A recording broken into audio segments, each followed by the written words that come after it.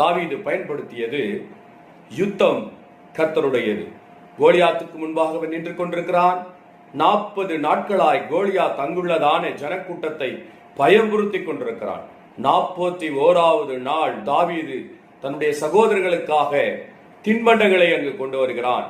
இந்த காரியங்களை அவன் காதுகளிலே கேட்கும் பொழுது தாவீது அவனுக்கு முன்பாக போய் நிற்கிறதை நாம் பார்க்கிறோம். அவன் பயன்படுத்தியதான தாரக மந்திரத்தில் 1வது மந்திரம் யுத்தம் கர்த்தருடையது.